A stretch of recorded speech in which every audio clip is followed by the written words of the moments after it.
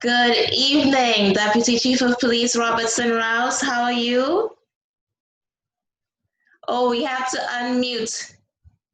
Yes, I'm fine. Thanks, and you?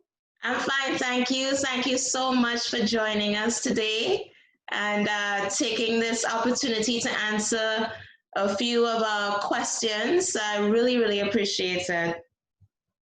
Well, as you know, we've had some events over here in the U.S., and just wanted you to tell our guests a little bit about yourself. Can you tell us how long you've been Deputy Chief of Police, as well as your career? Can you tell us a bit about your career as a police officer? Sure. I can tell you a bit about myself. I am currently with the York Regional Police, and I've been with this organization for the past 33 years. I currently hold the position of Deputy Chief of Police of the administration branch, and I was promoted up through the ranks. I have started, like everyone else, as a frontline police officer, and I've worked my way through the organization to the position that I now hold. Wow. I was reading that you're responsible for a lot of their tactical and strategic based operations. Can you tell us a little bit about what that was like or is like? Okay. Yeah, well, we are all, as an executive command team, and the executive command team comprised of the chief of police and 4 deputy chiefs. We are all responsible for the strategic direction of the organization. We all participate in that. Every 3 years, we formulate a business plan with strategic initiatives and some key performance indicators that measurable, so that at the end of the year, at the end of the 3 years, we can see that we have accomplished our objectives in the business plan. The way I look at a business plan is basically our promise to the community as to what we intend to accomplish in the 3 years as their police service. And we strive hard to achieve all of those within the 3-year cycle that we have established. Excellent. Excellent. I have my questions written here. So when you see me glance, I'm just looking. How would you describe your personal philosophy or responsibility as a policeman? So I will first speak of myself as a police officer, and that's not as a policeman. Okay. Policing, as you know, is very diverse. Yes. We have a significant female contingent that has been involved in policing for quite some time. So yes. I see ourselves as an inclusive profession. My philosophy of policing is policing by consent and policing by active citizen participation. So to me, it's a two-way street. We are responsible for the safety and security of our community. At the same time, we expect the participation of our community. So we work hard at building trust and confidence in what we do and building partnerships to ensure that the communication goes both ways and that we meet the needs of the police. We prioritize our objectives based on community surveys and business surveys. So we do both citizen surveys and business surveys to find out what their priorities are. And then we match it with our strategic initiatives and our priorities. And we together set priorities for our community as to the things that we think are important and the things that are of concern to the police from a operational and strategic perspective, as well as things that are important to the community from a incidence of crime and from the perception of safety. So we look at it from both aspects. So we don't just address the incident of crime, we also address the public concern or the public perception of crime. Sometimes those two things don't always match, but we try to bring it into alignment in the areas where there may be a misconception or misunderstanding. We try to bring clarity to that to the community. So we work in partnership with them to see that their needs are met and that the police are serving the community in the way that the community thinks it ought to be served. That makes sense. Would that fall under the philosophy of community policing? Yes, community policing is a modern philosophy that speaks of community partnerships, speaks of community engagement, and it speaks of the police working collaboratively with the community, again, as I pointed out, to set those initiatives. But it does take active citizen participation for this to be meaningful. In order to get the participation that we require, we have to build good relationships and ensure that we continue to be a professional and model police organization that they would want to partner with. Beautiful. Wow. Okay. What's the best way to handle a police stop? What would you advise to be the best way to handle a police stop? Well, the best way to handle a police stop is to be cooperative. Cooperative in the sense that you are stopped by the police, you are required to stop. So I would advise that you do so. But at the same time, when the police officer approaches you, I think you are to listen to why you were stopped and make sure you are clear about that. If it is unclear, there's nothing wrong with asking a question in making an inquiry, but not being confrontational. Okay. The police are mandated to ensure that your rights are protected and ensure that they have good reason for stopping you before doing so. So there's certainly nothing wrong in inquiring about that. I think the best thing to do is to listen to the instructions that are given by the police, as long as they are reasonable. And I think it's always prudent to pay attention to how you are treated. If you are not satisfied with the interaction, or you feel that you were unjustly stopped, I would recommend that the place to contest that is not at the roadside, but to use the mechanisms that are in place to address the public concerns or complaints about police. I'm speaking of this within a Canadian context. Yes. And within the Canadian context, we have each police organization has a professional standards bureau that handles public complaints. There's also an external mechanism. It is the Office of the Independent Police Director that handles complaints. So if you don't want to complain to the police organization itself, you can go to that government agency and file a complaint in that way. But I would recommend a place to contest things like uncivil behavior is within those two mechanisms. If you disagree with the charge or the ticket that you may receive, the place to contest that would be the courts. And if someone is arrested and charged and disagrees with the charge, again, they have every right to contest that charge in the court. The court has due process in which everyone is assumed to be innocent until proven guilty.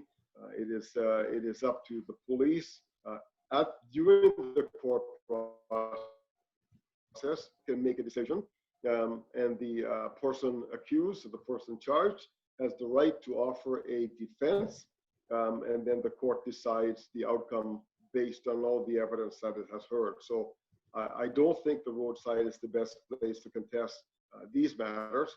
I think it is best to take it either to the court if it is a case in which someone has been charged, of course with proper legal counsel, or if it's a matter of a complaint, then file a complaint either with the police service through its professional standards bureau, or through the Office of the Independent Police Review Director. So I think those are the two mechanisms that are best used. Quite often, we know what our rights are. We feel a sense of justice or injustice, and when that happens, I think we need to use the appropriate mechanisms to ensure that that doesn't happen. Obviously, the first tactic should be not engaging in infractions. So not calling attention to yourself that would attract police enforcement. So no speeding, no drinking and driving, nothing of that sort that would cause the police to have a reason to stop you.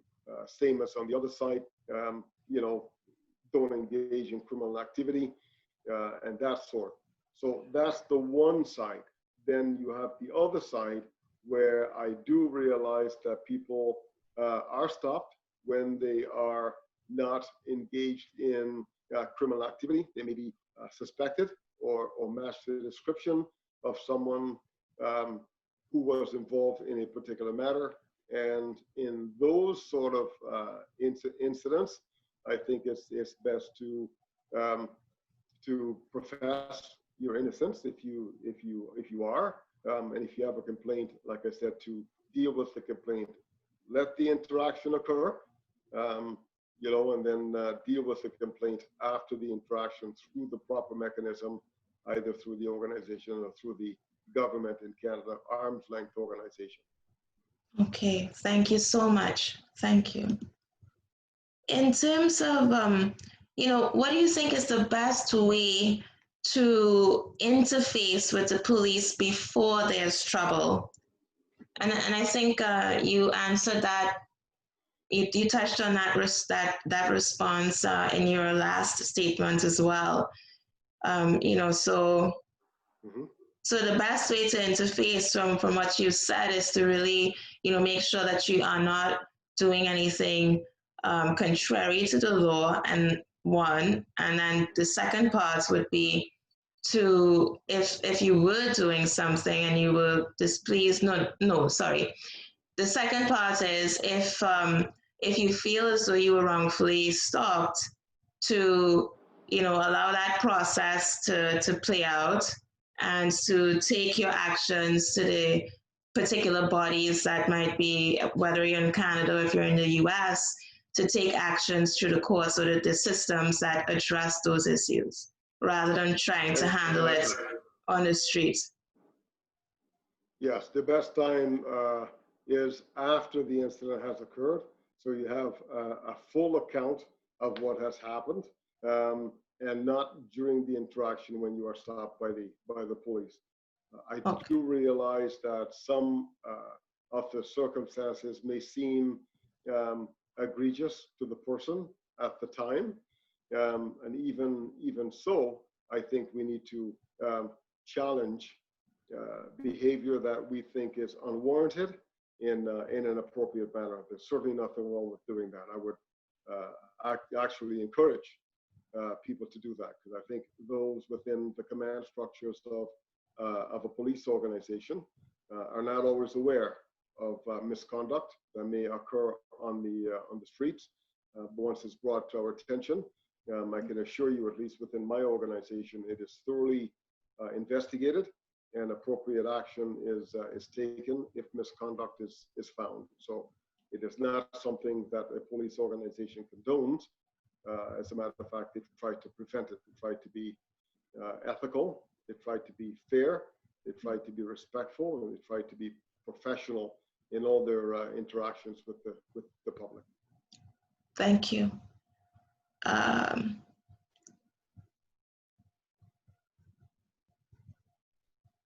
What's the process, or is there one where citizens may influence the hiring or training practices by police? Well, please complete the question if you. That's what's the process, or is there one where citizens may influence the hiring or training practices by police? Yes, they certainly are. within police organizations in Canada, and specifically within the organization that I work for, we have two mechanisms by which the police can influence or interact with the police. Well, there are several ways, but two ways in particular. One is called a district liaison committee. That is where citizens from the community sit on a volunteer committee at a local level and meet with the commanders. Generally, it's quarterly. Wow. And they bring issues to the table that are of concern to them in that local area.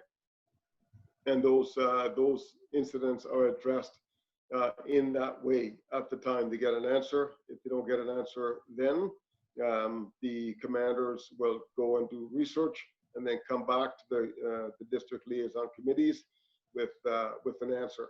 So that's at the local level. At the higher level, or the second tier, there is what we call a police advisory committee that works on a broader level. And again, they bring concerns not just of a local level, but of concerns of the region more broadly, of a broader area. So let me explain it. That York Regional Police, of course, consists of 9 municipalities, and each municipality is policed by a particular district, as it is called, and that's where the local policing activity takes place. There's also a broader central area where the headquarters is located, and they deal with the more centralized issues or the support issues that are best aggregated to one area as opposed to diffusing it into several areas. For instance, there is a traffic reconstruction unit that each district would not have one of those. That'll be a resource for very serious accidents, collisions, I should call them. They are investigated by that central unit. Things like homicide is investigated at a central level, and things like serious sexual assault are investigated at a central level. One of the reasons that those functions are centralized is because it requires a high level of expertise, and it takes a long time to develop those expertise in that area. So you find that instead of having one or two people in a particular area that may be doing those serious investigations, there's a team that can be called upon to investigate the most serious crimes as they occur. For instance, there might be a homicide in one of the municipalities, and homicide is such an egregious act or such a serious crime that we bring all resources to bear in order to investigate that particular category of crime. So no expense is barred from something like that. We bring the resources where it's needed. So on a centralized basis, you can have a group of people that develop expertise and are able to be deployed to wherever these incidents happen and can deal with it without interfering with the local policing operations. Thank you. Thank you. The other ways, if I may, I spoke of us having a 3-year business cycle in Yes. which we develop a business plan. During that process, we hold focus groups and we hold community surveys. So I would encourage members of the community to participate in both those processes in helping to develop the priorities for the organization. Yes. And I can tell you, if the priorities that are identified is seen as representation or lack of diversity, that is something that is addressed at a more strategic level. So that is an opportunity for the community to show us where we may have blind spots, and we address those as efficiently as effectively as we can. So we encourage, as I say, active citizen participation in the policing process. Thank you. Thank you, Deputy Chief of Police. I just, you know, in terms of sort of bringing things to sort of bridge things for the U.S. Are you aware of any similar, similar opportunities for the communities to participate here in the U.S. in terms of community surveys, or it might be completely different over here?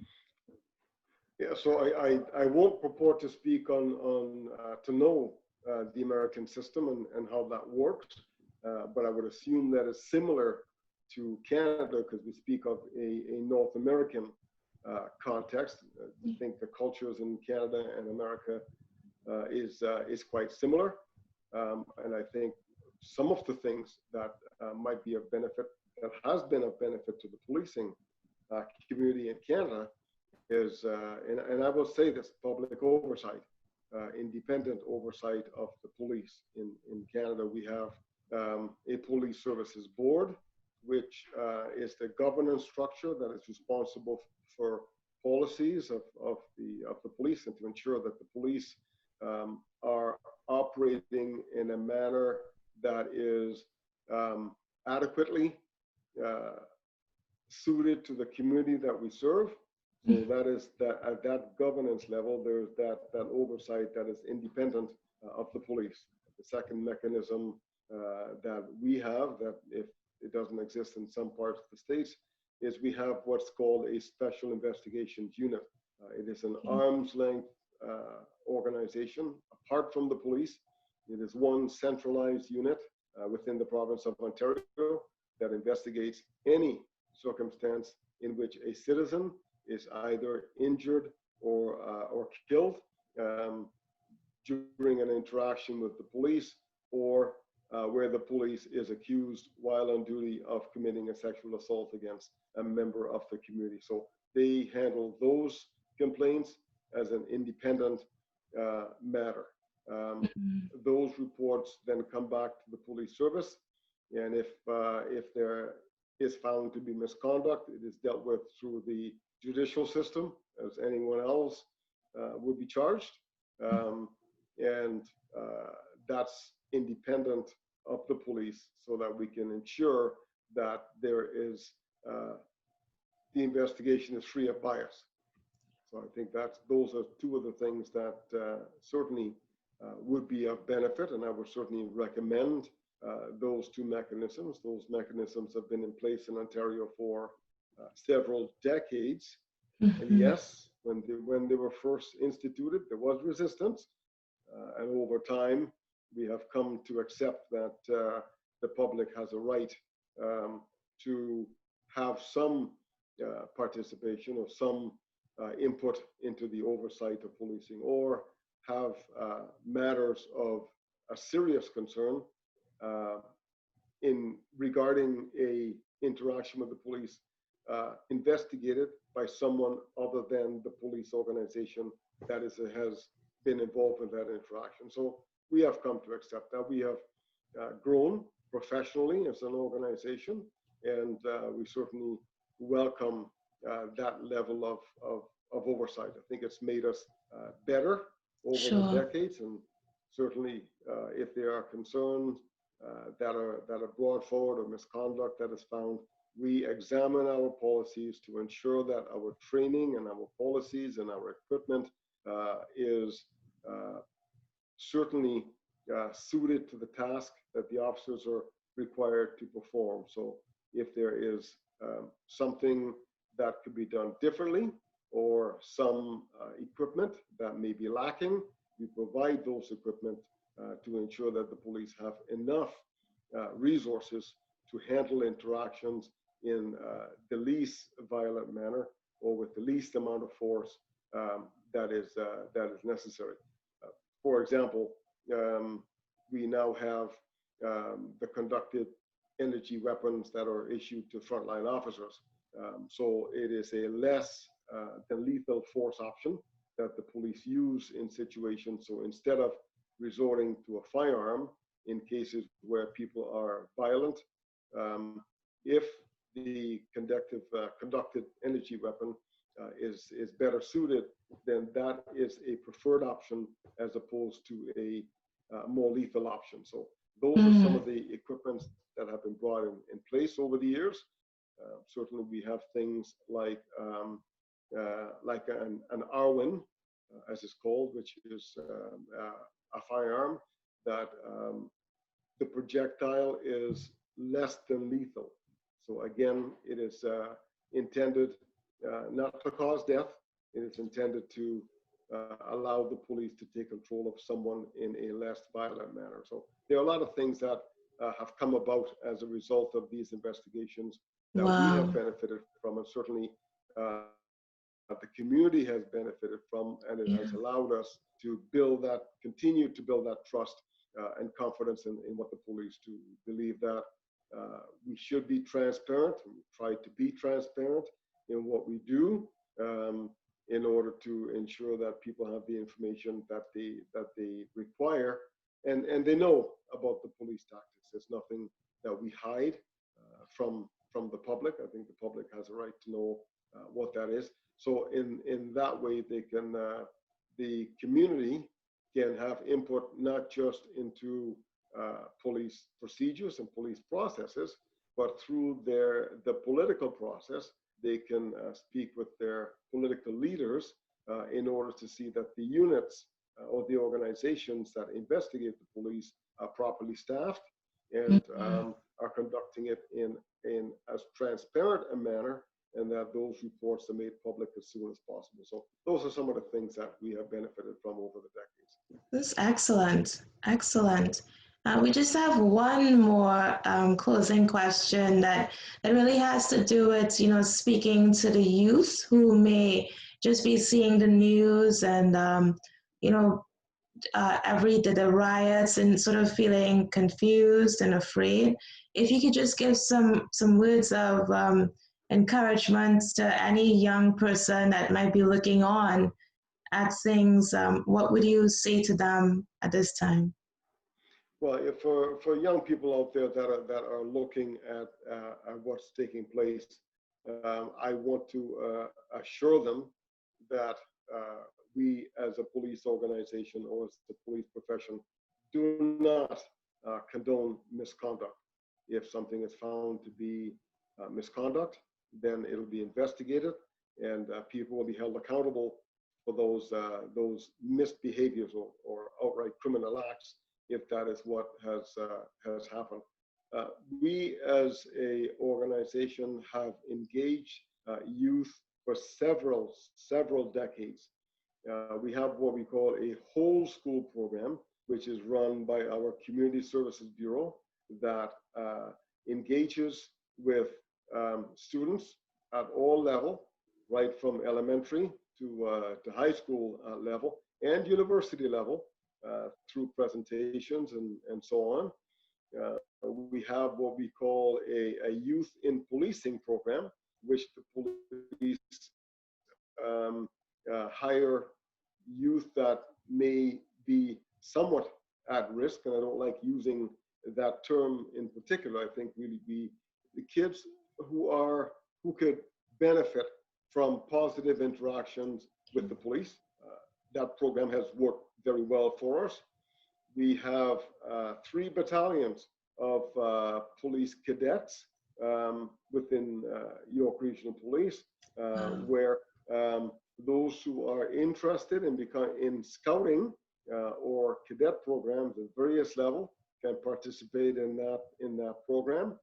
Like I said, we now have 3 battalions of them throughout the organization.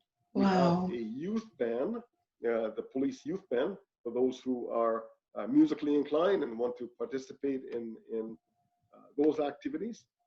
So we encourage them to join the youth band. We have a community safety village where during the summer we hold summer camps for youth to bring them to the safety village and have them interact in organized activities over the summer. And those Wow. youth camps have been very successful. And Yes. generally, we will meet with any group of youth in an organized manner that wants to meet with us and have a presentation or just hear about policing. So we encourage that as much as we can. So there are many programs, many ways in which we engage with youth. One of the key performance indicators that we have for our frontline officers, for instance, is community engagement. Okay. And we want to ensure that our officers get out of their cars, go on foot, interact with the community, and that may be at a soccer game, it may be in the downtown area, it may be wherever, to have a positive interaction when Yes. there isn't a crisis, when we are not called for police service. So they see the police as part of their community, Sure. interacting with them as anyone would, as a big brother would, as a father would, or anyone else would. We also have a program at our partnership with one of our youth centers in York Region, where we perform many activities with them. We play basketball at the high schools Wow. as a fundraiser. So the many ways that we find to interact with youth are innumerable, and certainly we are not blocked or stopped from finding new ways. We want to find new ways. So anyone who has a good idea, we will certainly borrow that idea with their consent. And if it's viable, we're certainly willing to implement that and ensure that we have as much positive contact with youth as possible. I would also mention the one last thing is it's called the positive ticket program. Okay. Where during the summer, when the kids were not in school, police officers would look for kids who are doing positive things, and they would give them a positive ticket. And generally, Okay. it is something that they can get. They can trade in to one of the participating vendors and obtain a treat in return. So Wow. we are not just looking for youth who are engaging in behaviors that are unacceptable. We're also looking for youth that are modeling positive behavior in order to recognize that and let them know that it's taken notice, and we appreciate their interaction of the positive modeling in the community. So there are many ways in which we interact with youth, and I would encourage any police organization to do the same, as I'm sure many of them already do. So there are dividends to be paid in having positive interaction with people of various generations within our community. Sure. Wow. Deputy Chief of Police Robertson Rouse, it has definitely been insightful. I had no idea, of the various levels of the departments, of the various ways that one could, proceed with, if they felt as though there was injustice, there are ways to handle that, and of course, just knowing about the tremendous opportunities available for youth, just really made me, I started to feel safe and positive, and I had something to look forward to as well, and something to share. So I just wanted to thank you so much for taking the time out of your very, very hectic schedule to share with us and to educate us. This has been a really tremendous opportunity, and we're very grateful. Thank you. Well, it's a pleasure, certainly a pleasure for me to speak with you and speak with anyone else about policing. It's something that I am very passionate about. It is something that I've always wanted to do, is make a difference in our community, and in any way that I can do that, I'm certainly willing to do so. The last thing I would mention is that I would invite any member of the community to go onto your local police website. Okay. Look at the documents that are there, look at their business plan, look at their vision, look at their mission, read all the documents, get to know your local police service, get to know what programs they have, and also Yes. look at the governance structure. Look for the people, not only within the organization that are responsible for day-to-day operations, but also look at the governance component of the police. And if there are any areas in that you find wanting, then please bring that to the attention either to the governance structure or to the local police themselves. So I would encourage people to do that. I would definitely do that. I'm going to take you up on that challenge, and I hope that all of our listeners do the same. Thank you so much again, Deputy Chief of Police Robert Sittenhouse. It has been a true honor running this interview. Thank you again. And we hope that we could probably reach out to you again, not in the not too far future, to continue our dialogues, if that would be okay with you. I am always available. Thank you. Thank you for the opportunity. Likewise. Have a good evening. Okay. Thank you. Please keep safe. Thank you. You too. Bye-bye.